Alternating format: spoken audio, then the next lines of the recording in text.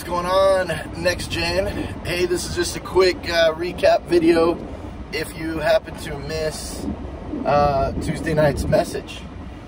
We talked about judgment on Tuesday night. We spent some time in John 8 where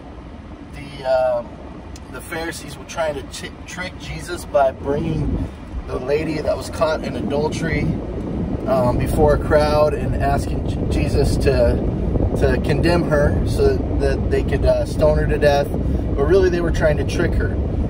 We spent a lot of time talking about judgment and the way that we judge others and the way that others judge us. And we came to a really quick conclusion that every one of us is judgmental. Whether we want to or not.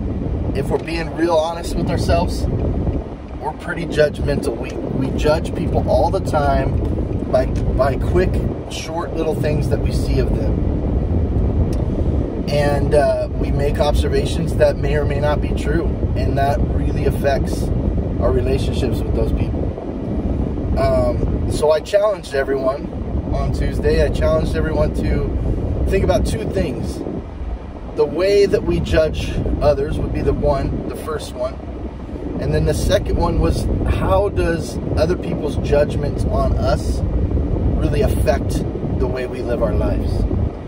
And then we looked at Jesus's reaction. He, of course, being Jesus, being God, so wise, and he knew exactly the trick that he was that was trying to be played on him, and he called them all out on it. Right? He started writing in the dirt. He said, "Those of you who are without sin, you can cast the first stone." And of course, no one could cast a stone because no one was without sin except for Jesus himself. Eventually leading with the fact that there was no one left. The woman stood up. Jesus says, "Woman, where are your accusers?" "Lord, there are none left." And he says, "Neither do I condemn you. Go and sin no more." And the message for us in that is that it's all about grace. Jesus extended grace to us. He continuously extends grace to us. But how often do we extend that grace to each other, to our fellow man, to our fellow classmates at school, to the lady standing in front of me at the grocery store, or the car parked in front of me at the stoplight? Guys, we need to be more gracious with people. We are all sinners, and we're all deserving of punishment. We're all deserving of that stoning that woman caught in adultery was deserving of as well. But Jesus didn't condemn. Instead, he took on our punishment for us. And that's the message for us, is that God loves us. He's taken that punishment for us. He's extended that grace to us so that now we can go out and extend that grace to others. So that's the first challenge in those two things that I asked you to think about.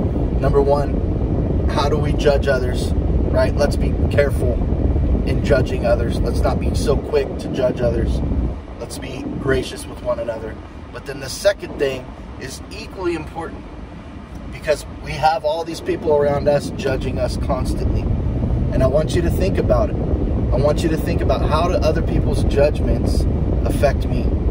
Do they affect the way I live my life? Is there something out there that I feel called to do, or something that I really enjoy doing, but I'm not doing it because I'm afraid of other people's judgments, how other people might perceive me, how they might react, how they might treat me because of that? Is that really preventing us from doing what God's called us to do? If that's the case, then I want to just encourage you that you have the Lord behind you. Okay, step into that. There's so much joy, there's so much freedom in Christ that we have, that we're called to live in. God bless, guys. I love you. I'm sorry this video got a little bit wordy. It's the first time I've done it while I'm driving, so I also apologize for that. But we'll see you next week.